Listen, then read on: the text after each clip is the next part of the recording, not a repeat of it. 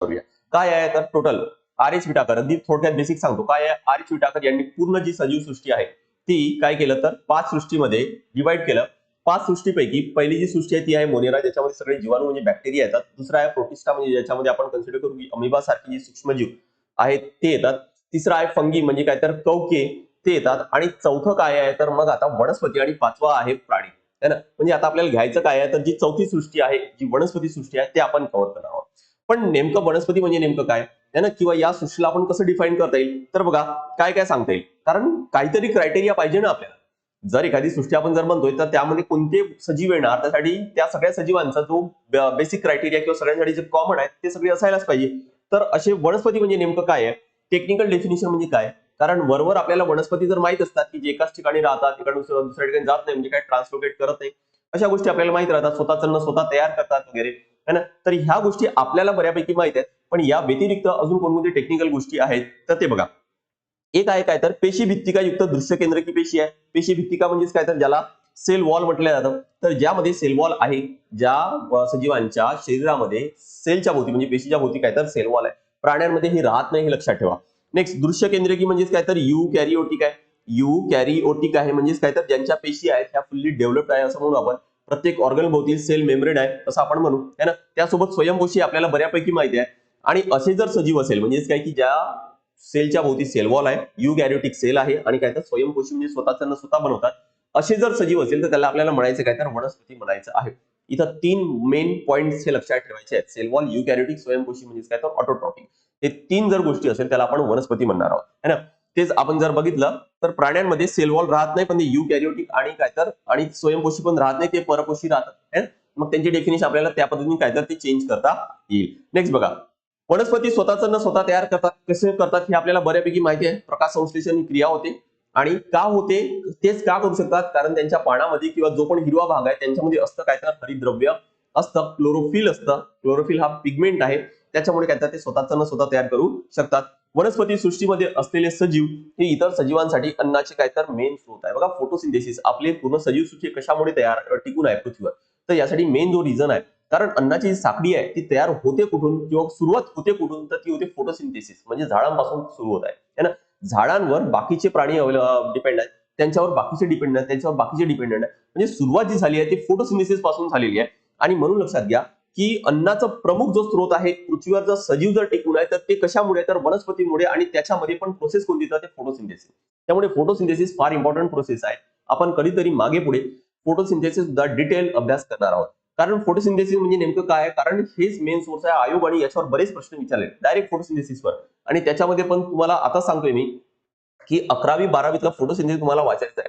कारण डिटेल प्रश्न आयोगाने विचारलेले आहेत. तुम्हाला त्याच्यामध्ये पानामध्ये कोणते सेल्स असतात, मेसोफिल सेल्स आहेत, त्याच्यामध्ये स्टोमॅटा आहे, है ना. त्यानंतर क्लोरोप्लास्ट म्हणजे काय, क्लोरोफिल कुठं असतं, त्यानंतर स्ट्रोमा काय, अशा बरेच, किंवा थॅलाकॉइड काय, अशी बरेच जे नावं, टेक्निकल नावं आहेत ती फार इम्पॉर्टंट आहे. याच्यावर आयोगाने प्रश्न विचारले, तर त्याच्यावर सुद्धा आपण नक्कीच मागे पुढे कधीतरी लवकरात लवकर आपण त्याच्यावर व्हिडिओ तयार करणार आहोत. ठीक आहे. तर बघा, ही सगळी डेफिनेशन झाली म्हणू आपण कशाची, तर वनस्पतीची. आता वनस्पतीचा जो वर्गीकरण केलेला आहे त्यासाठी सायंटिस्ट लक्षात ठेवा ते कोण आहे, तर बेंथम आणि हुकर. बेंथम आणि हुकर या सायंटिस्टने काय केलं तर वर्गीकरण केलं. पण तो वर्गीकरण करायचे तर मग काहीतरी पॉईंट्स कन्सिडर करावं लागतील, काहीतरी फॅक्टर्स, पॅरामीटर्स असतील. तर ते पॅरामीटर्स कोणकोणते, तर बघा, पहिला पॅरामीटर आहे की वनस्पतींना अवयव आहे की नाही. सगळ्याच वनस्पतींना अवयव राहत नाही. जसं शेवाळ जर बघितलं तो वनस्पतीमध्ये तरी येतात, पण त्यांना अवयव नाहीये. ते जर वडाचं झाड बघितलं तर तो फुल्ली डेव्हलप आहे, त्याला सगळंच आहे, सगळे अवयव आलेले आहेत. पण शेवाळ जर बघितलं त्याला अवयव, इव्हन पानं नाही भेटत आपल्याला, मूळ आहे, खोड आहे, अशी काही आपल्याला काय तर मिळत नाही, है ना. त्यामुळे ते काय म्हणू आपण की सगळ्यात बेसिक आहे आणि फुल्ली डेव्हलप काय म्हणू, तर आपण वडाचं झाड आहे. त्यामुळे लक्षात घ्या की अवयव आहे की नाही आहे, हा पहिला फॅक्टर आहे.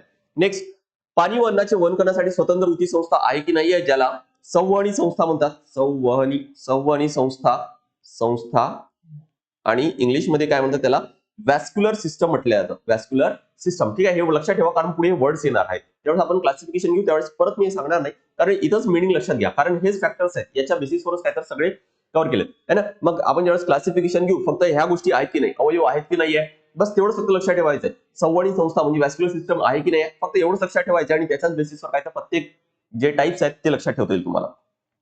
ठीक आहे. म्हणजेच काय, पाणी आणि अन्न वाहून नेण्यासाठी स्वतंत्र संस्था.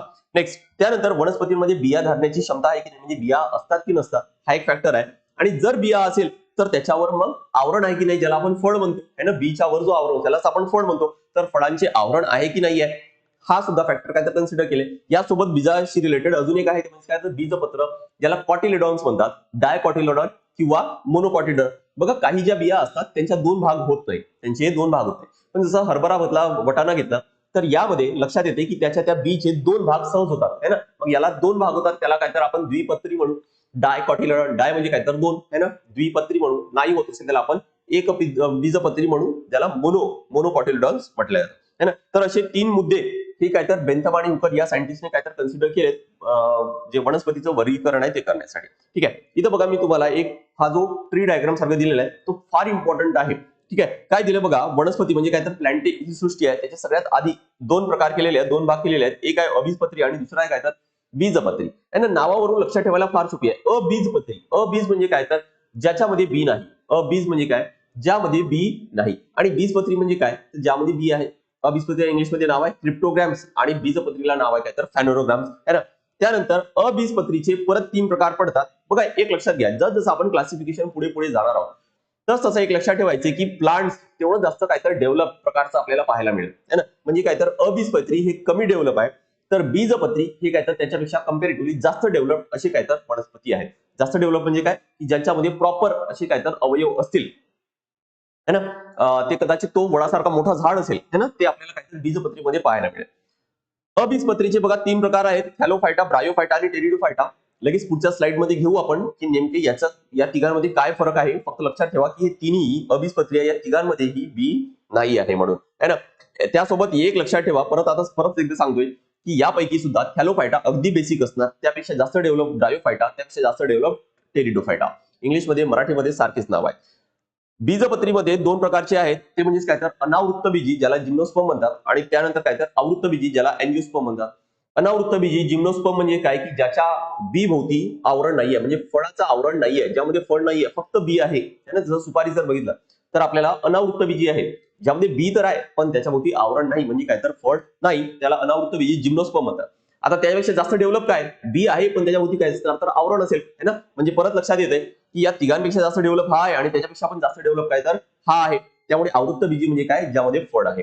नेक्स्ट, ज्याच्यामध्ये फळ आहे त्यांच्यामध्ये जी बी आहे त्याची किती भाग होत आहेत, एकच भाग होत आहे की दोन भाग होत आहेत. एकच भाग असेल तर त्याला एक बीजपत्री म्हणू, आणि ज्याची जर दोन भाग होत असेल त्याला आपण द्विबीजपत्री म्हणू है ना. मग याच्यामध्ये पण सगळ्यात जास्त डेव्हलप कोणतं, हा द्विबीजपत्री, आणि हा थोडासा कमी डेव्हलप असणार आहे एक बीजपत्री.